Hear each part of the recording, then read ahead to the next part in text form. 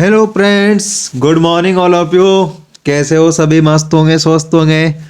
आज मैं आ गया हूँ आपके साथ रेट पात्रता परीक्षा को लेकर एक नई श्रृंखला चलाने के लिए। आज आप लोगों को दिखाई दे रहा होगा थंबनेल में कि रेट पात्रता परीक्षा लेवल 1 और लेवल 2 सोल्ड पेपर 1 नई श्रृंखला में लेकर आया हूँ आप लोगों के लिए। अपन इससे पहले शिक्षण विधियों की 10 क्लासें कर चुके हैं साथियों। जिन साथियों ने शिक्षण विधियों की क्लासें नहीं देखी है, प्लेलिस्ट में जाकर शिक्षण विधियों की क्लास कंप्लीट जरूर देख ले, क्योंकि शिक्षण विधियों की क्लास आपके लिए बेहद महत्वपूर्ण होने वाली है। अपन 10 पार्ट में शिक्षण विधियां कंप्लीट कर चुके हैं। अगर मेरे को लगेगा तो आने वाले समय में मैं आपके लिए और शिक्षण विधियों की क्लासेस लाऊंगा। उससे पहले मैं आप लोगों से आग्रह करता हूं कि आप लोग अगर चैनल पर नए हो तो चैनल को सब्सक्राइब कर दीजिए। वीडियो पसंद आई तो वीडियो को लाइक जरूर करना, अपने सभी साथियों के साथ शेयर जरूर करना। बिना किसी देरी के शुरू करते हैं आज का सेशन। मैं आप लोगों से एक और बात करना चाहता हूं कि आज के सेशन को कंप्लीट जरूर देखना दोस्तों। सोल्ड पेपर 1 है, इसकी श्रृंखला में अपन डेली में आप लोगों के लिए सोल्ड पेपर लेकर आऊँगा। आप लोग चैनल को सब्सक्राइब कर दो और वीडियो पूरी जरूर देखिए, अपने साथियों के साथ शेयर कर दीजिए। बिना किसी देरी के शुरू करते हैं आज का सेशन। देखिए दोस्तों, आज के सेशन का पहला क्वेश्चन है आपके सामने। पियाजे द्वारा दिए गए संज्ञानात्मक विकास के सिद्धांत में निम्नलिखित में से कौन सा विकास का प्रमुख काल नहीं है? दोस्तों, जीन पियाजे जो संज्ञानात्मक विकास कॉग्निटिव डेवलपमेंट थ्योरी इनके द्वारा दी गई थी, तो उनमें से विकास का प्रमुख काल, उन्होंने विकास को 4 अवस्थाओं में बांटा था दोस्तों। संवेदी अवस्था, पूर्व संक्रियात्मक अवस्था और चक्रीय चरण, औपचारिक परिचालन। तो इनमें से कौन सी नहीं है दोस्तों? इनमें से कौन सी जीन पियाजे के द्वारा नहीं दी गई? तो ऑप्शन नंबर सी आपके सामने राइट आंसर हो जाएगा, क्योंकि जीन पियाजे ने मानसिक विकास की अवस्था को ही संज्ञानात्मक विकास कहा, जो कि आपके जीवन पर्यंत चलता है दोस्तों, जीवन पर्यंत चलता है। उन्हें विकास को 4 अवस्थाओं में बांटा था दोस्तों। अब आप बताएंगे कि कौन कौन सी थी। तो एक तो आपके सामने संवेदी या संवेदनात्मक अवस्था, संवेदी है ना। दूसरी थी दोस्तों आपके सामने पूर्व संक्रियात्मक अवस्था, और तीसरी है दोस्तों मूर्त संक्रियात्मक अवस्था, और चौथी है औपचारिक क्रियात्मक अवस्था या औपचारिक प्रचालन है। तो इस प्रकार से बालक को जन्म से लेकर 12 वर्ष से प्रौढ़ अवस्था तक 4 अवस्थाओं में बांटा था जीन पियाजे महोदय के द्वारा। अगला क्वेश्चन है आपके सामने। जब कोई व्यक्ति सूचनाओं को संसाधित कर रहा होता है तो मस्तिष्क में चलने वाली मानसिक गतिविधि क्या कहलाती है?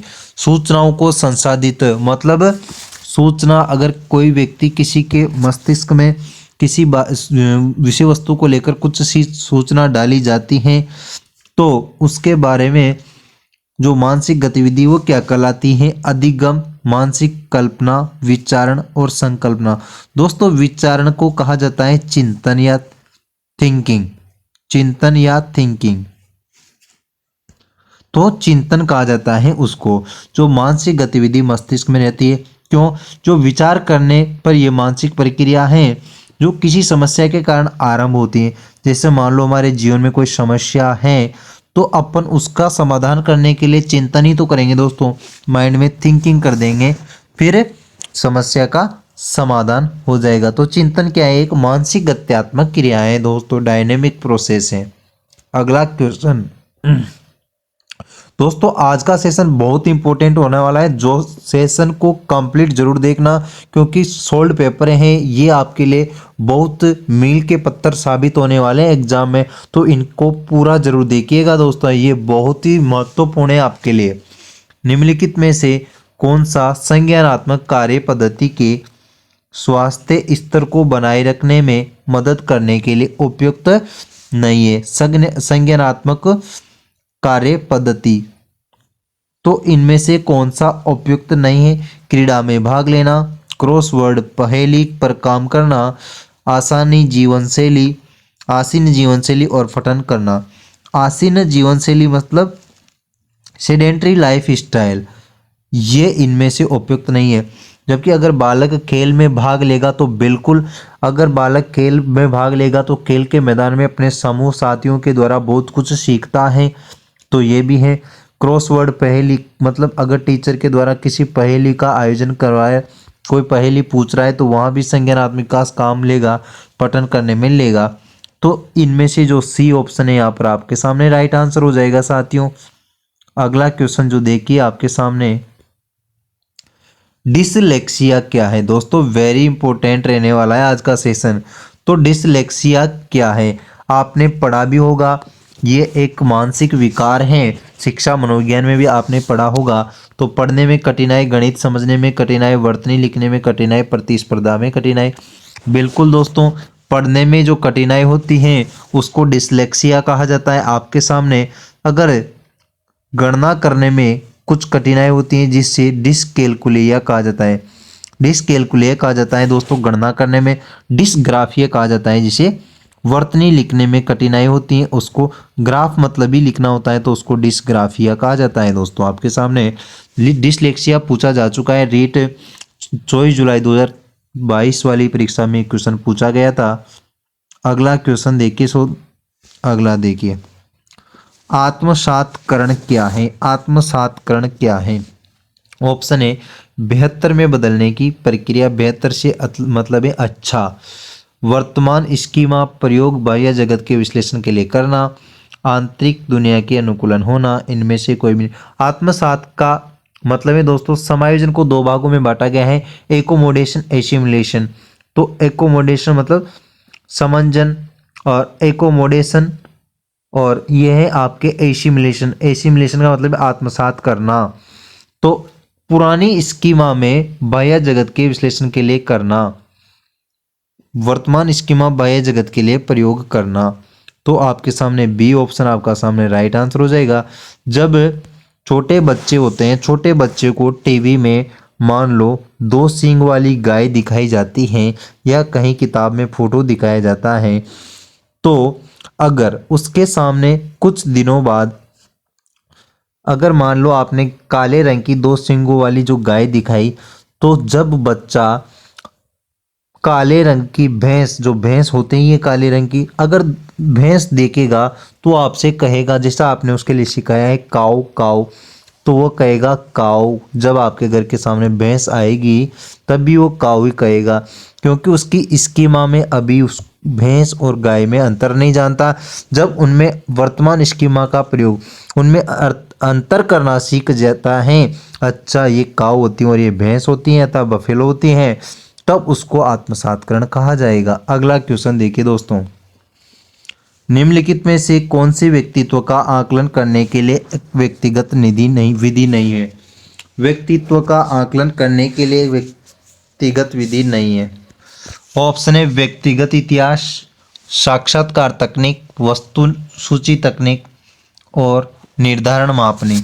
दो निर्धारण मापनी होती हैं तो व्यक्तित्व की, व्यक्तिगत नहीं, जबकि वस्तुनिष्ठ विधि है दोस्तों आपके सामने। वस्तुनिष्ठ विधि है दोस्तों, कौन सी? निर्धारण मापनी। जबकि व्यक्तिगत इतिहास, साक्षात्कार तकनीक और वस्तु सूची व्यक्तिनिष्ठ विधियां हैं। अगला क्वेश्चन, बुद्धि का बहुबुद्धि सिद्धांत प्रस्तावित है। तो बहुबुद्धि सिद्धांत किनके द्वारा दिया गया था? बुद्धि के सर्वप्रथम 7 तत्व थे, वर्तमान में बुद्धि के 9 तत्व बताए गए हैं। तो किनके द्वारा बुद्धि का बहुबुद्धि सिद्धांत दिया गया?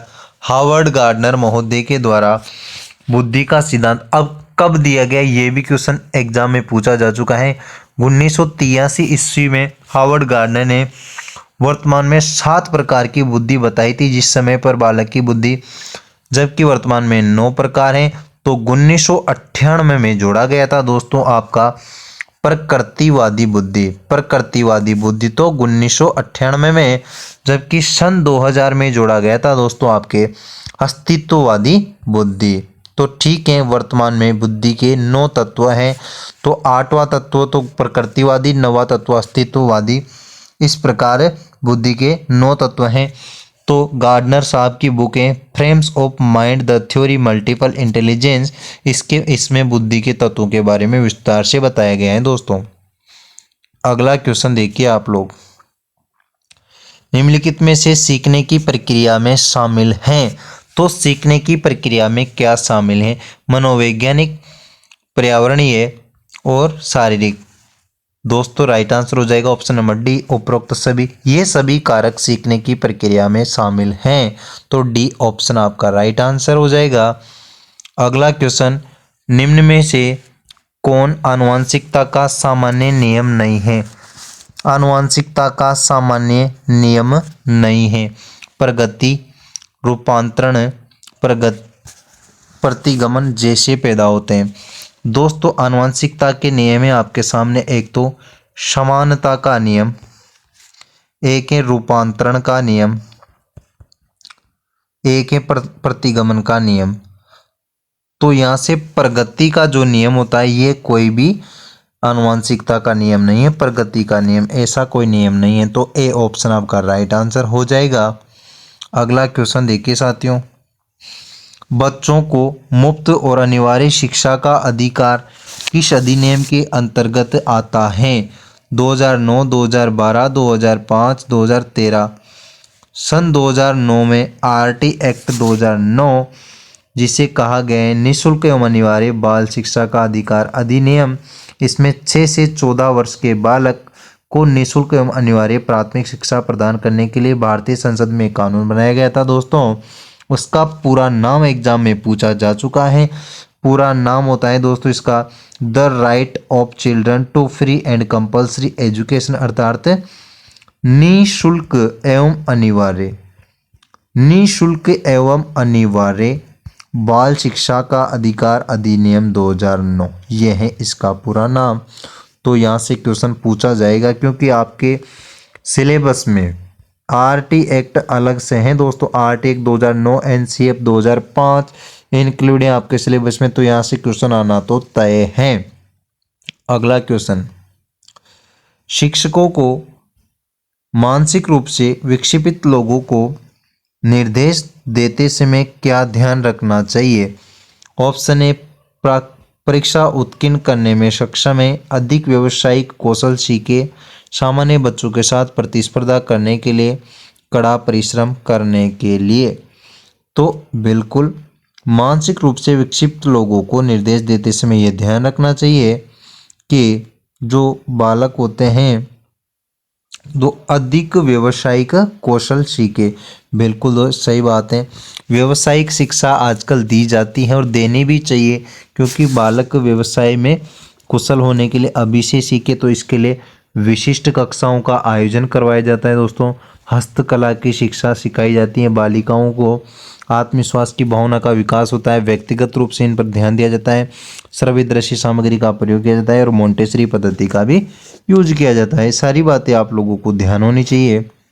अगला क्वेश्चन, पारितोषिक तथा दंड के माध्यम से सीखना। बिल्कुल पारितोषिक का मतलब होता है इनाम या प्राइज, दंड आप लोग जानते ही वो सजा के माध्यम से सीखना है। ऑप्शन है प्रेक्षणात्मक अधिगम, सामाजिक अधिगम, क्रिया प्रसूत अधिगम और शास्त्रीय अनुबंधन। बिल्कुल आप समझ ही गए होंगे, क्रिया प्रसूत अनुबंधन का सिद्धांत 1938 में आपके अमेरिकी मनोवैज्ञानिक BF स्किनर महोदय के द्वारा दिया गया था दोस्तों। तो हार्वर्ड विश्वविद्यालय से संबंधित हैं ये लोग, तो इनके द्वारा क्रिया प्रसूत अनुबंधन दिया गया। तो जब चूहे पर इन्होंने प्रयोग किया तो चूहे को छोटे छोटे टुकड़ों में रोटी का दाना डाला जाता था, रोटी डाली जाती थी, इसलिए बच्चा उसको देखकर पुनर्बलन को आधार पर क्रिया तेजी से करने लगा। जब उसको छोटे छोटे टुकड़ों में भोजन मिलता रहा तो वह मतलब उसको खोलने के लिए बार बार प्रयास करता रहा। तो यहाँ पर क्रिया और दंड के माध्यम से सीखने की प्रक्रिया बताई गई है, तो सी ऑप्शन आपका राइट आंसर हो जाएगा। अगला क्वेश्चन, वैज्ञानिक अनुसंधान करने की दिशा में निम्न में से कौन सा एक कदम नहीं है? तो वैज्ञानिक अनुसंधान से तात्पर्य है अनुसंधान के पक्षपात रहित ऐसे अध्ययन से हैं अब ऑप्शन देखो आप लोग, एक समस्या की अवधारणा, गतिशील दृष्टिकोण और संशोधन, शोध, निष्कर्ष और आदर्श सामग्री एकत्रित करना। इसका जो सही जवाब तो हो जाएगा गतिशील दृष्टिकोण। तो जो अनुसंधान से तात्पर्य है दोस्तों, जो भावना, दर्शन या तत्व ज्ञान से संबंधित न होकर वस्तुनिष्ठ अवलोकन परीक्षण प्रयोग की एक व्यवस्थित कार्य प्रणाली पर होते हैं। अवलोकन परीक्षण प्रयोग मतलब जो प्रयोग किए जाते हैं उसकी एक व्यवस्थित कार्य प्रणाली पर आधारित होते हैं। तो गतिशील दृष्टिकोण इनका कोई कदम नहीं है, तो बी ऑप्शन आपका राइट आंसर है। अगला क्वेश्चन ये हो ही गया था। अगला है, प्रतिभाशाली की पहचान हमें प्राथमिकता देनी चाहिए। प्रतिभाशाली की पहचान में हमें क्या प्राथमिकता देनी चाहिए? ऑप्शन ए माता पिता की राय, वस्तुनिष्ठ परीक्षा का परिणाम, शिक्षकों की राय, सामुदायिक दृष्टिकोण। दोस्तों अगर कोई प्रतिभाशाली बालक हैं, टर्मन महोदय के द्वारा बालकों का वर्गीकरण किया गया है उनकी बुद्धि लब्धि के अनुसार है। तो प्रतिभाशाली बालक होते हैं दोस्तों जिनकी बुद्धि लब्धि होती है 100 से 110 के ऊपर होती है दोस्तों। तो प्रतिभाशाली बालकों के लिए एक तो वस्तुनिष्ठ परीक्षण किया जाता है, उपलब्धि परीक्षण किया जाता है, बुद्धि परीक्षण किया जाता है और अभिव्यक्ति परीक्षण किया जाता है। तो हमें वस्तुनिष्ठ परीक्षा परिणामों के माध्यम से प्रतिभाशाली बालकों की पहचान की जाती है। बिल्कुल वस्तुनिष्ठ परीक्षा ली जानी चाहिए उनकी। अगला क्वेश्चन, शिक्षण उपागम में कित एवं प्रोफेसर एलन का महत्वपूर्ण योगदान है? तो बिल्कुल कित और एलन, प्रोफेसर एलन का कौन से शिक्षण उपागम है? सूक्ष्म शिक्षण, पाठ योजना, व्याख्यान शिक्षण, बेसिक शिक्षा।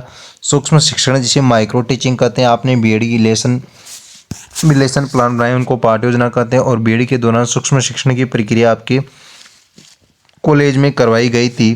तो सूक्ष्म शिक्षण का मतलब होता है जो शिक्षण अधिगम प्रक्रिया होती हैं पूरी, उसको छोटे छोटे टुकड़ों में उनको सीखना सूक्ष्म शिक्षण कहलाता है।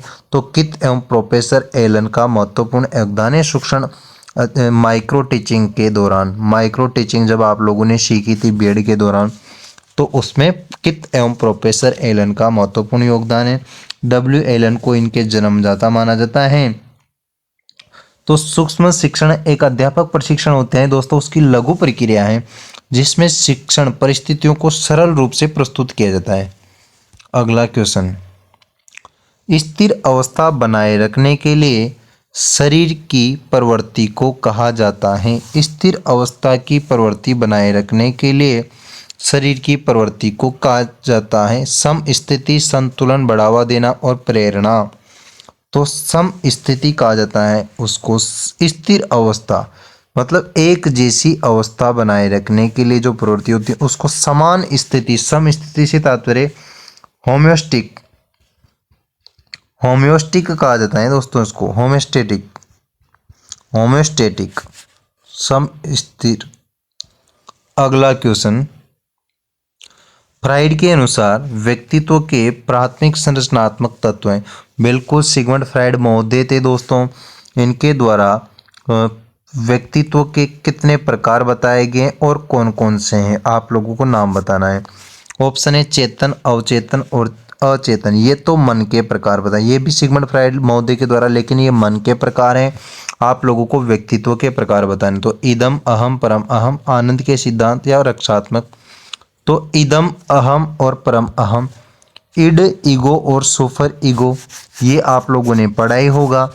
इड से तात्पर्य है दोस्तों इड का गुण शैशवावस्था में पाया जाता है, जबकि अहम का गुण इड के बाद ईगो का गुण बाल्यावस्था में पाया जाता है, जबकि सुपर ईगो का गुण जैसे जैसे उम्र बढ़ती है, उम्र बढ़ने के साथ साथ सुपर ईगो का गुण बढ़ता जाता है, अर्थात इनको देवतुल्य के समान माना जाता है। देवतुल्य, ये सांसारिक समाज से मोह से दूर होते हैं दोस्तों, इन्हें देवतुल्य माना जाता है। अगला क्वेश्चन, पाठ्य पुस्तकों के आंतरिक तत्वों में से भिन्न है। पाठ्य पुस्तक के आंतरिक तत्वों में से भिन्न कौन सा है? भाषा, विषय सामग्री और शैली।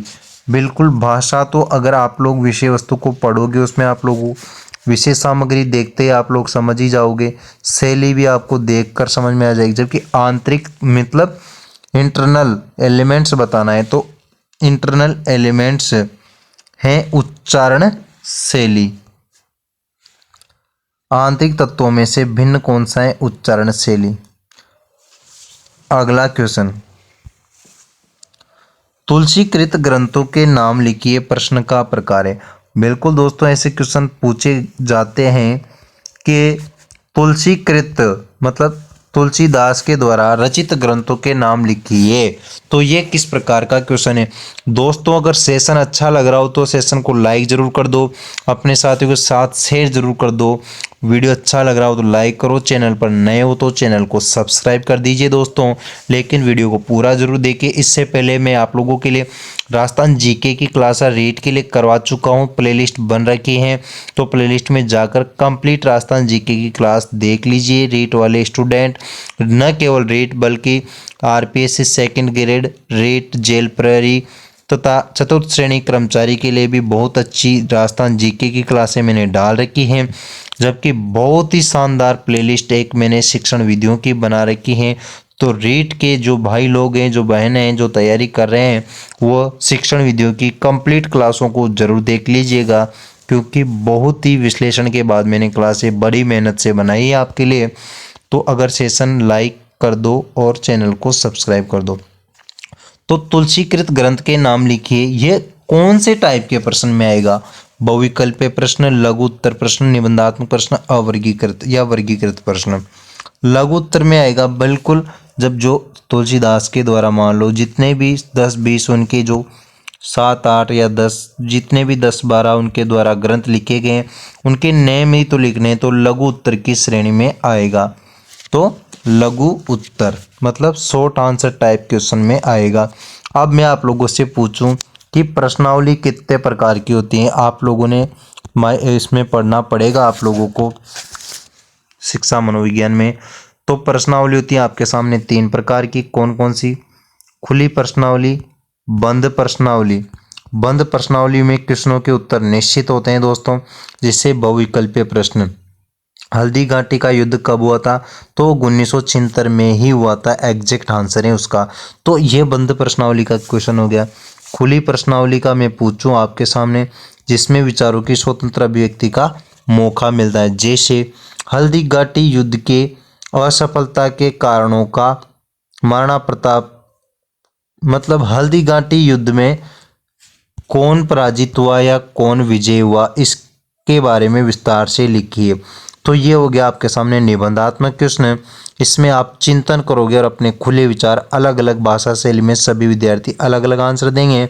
ये हो गया मिश्रित, ये हो गया आपके सामने खुली प्रश्नावली। जबकि जो मिश्रित प्रश्नावली होती हैं दोस्तों, सॉरी मिश्रित क्या, चित्रित प्रश्नावली होती है। अभी तो एक चित्रित प्रश्नावली में चित्र दिखाकर पाठ पढ़ाया जाता है या फिर विषय वस्तु को प्रस्तुत किया जाता है।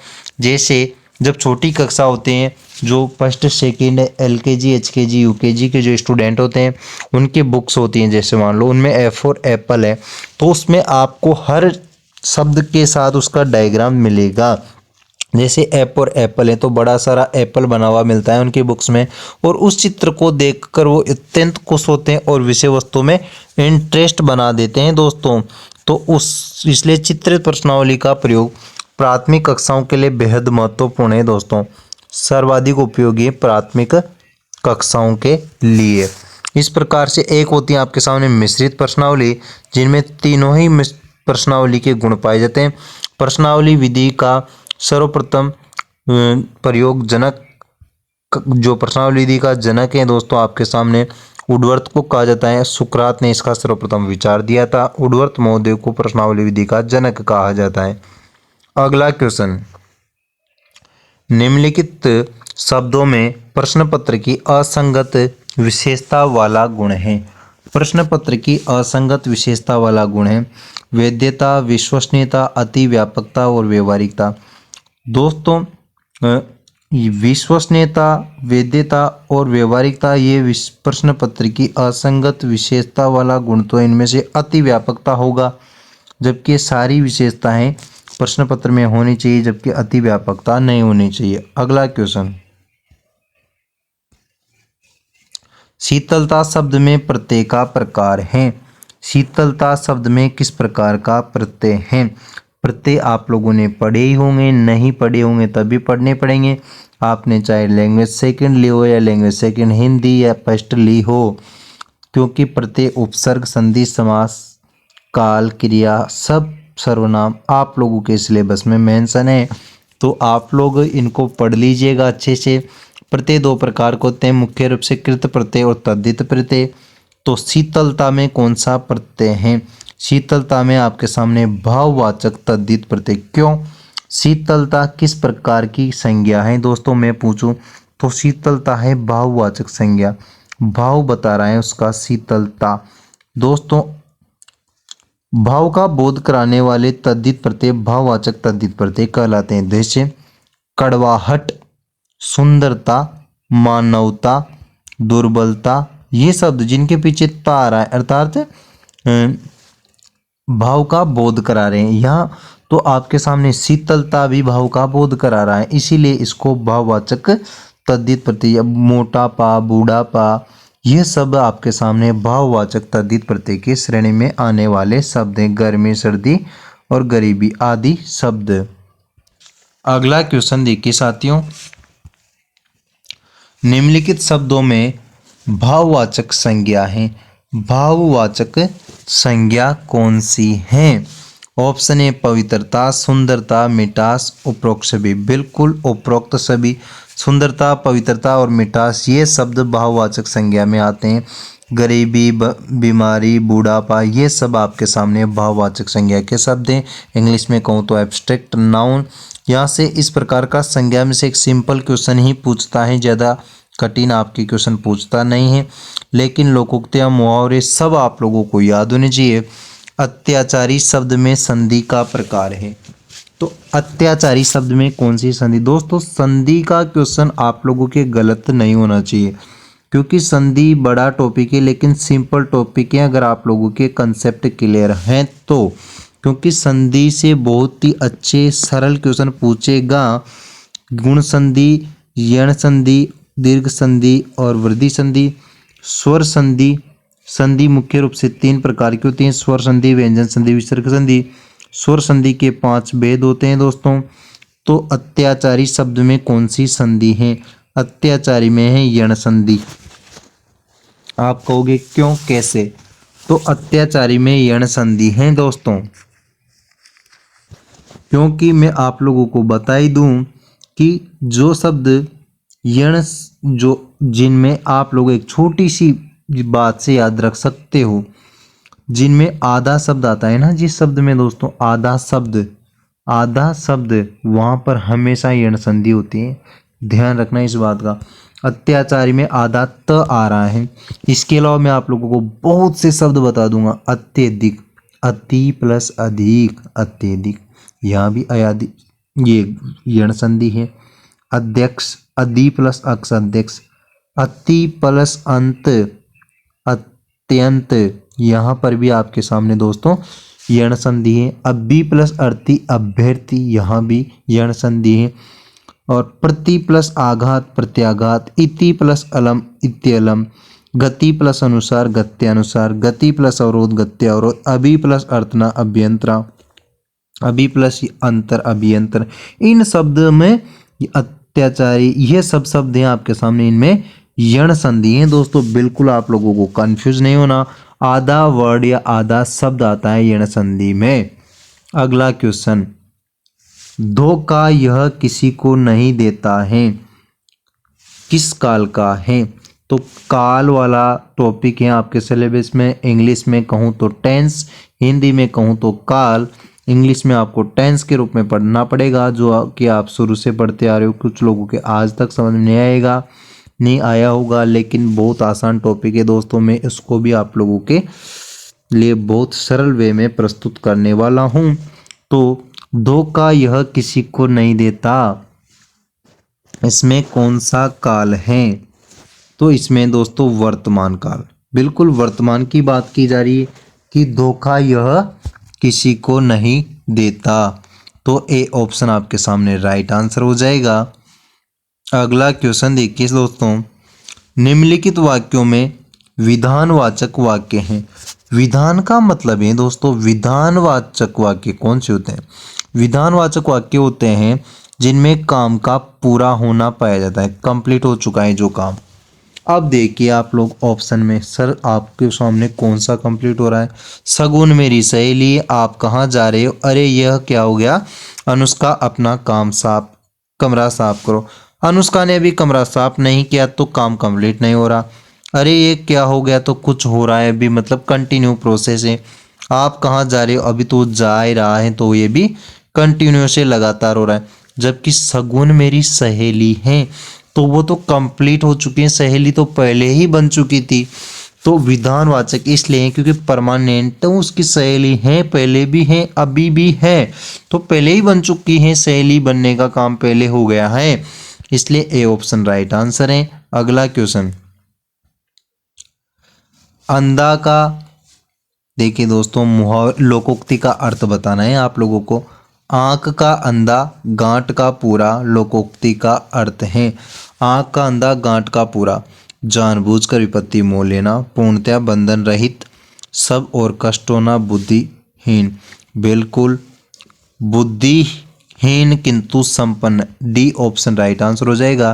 क्योंकि आंख का अंधा जानबूझ, अगर मान लो कोई किसी काम के लिए बोल रहा है तो वो कहेगा कि मेरे को तो दिखाई नहीं दे रहा, जबकि उसको समझ हर चीज की है, वो न दिखने का केवल और केवल बहाना बना रहा है।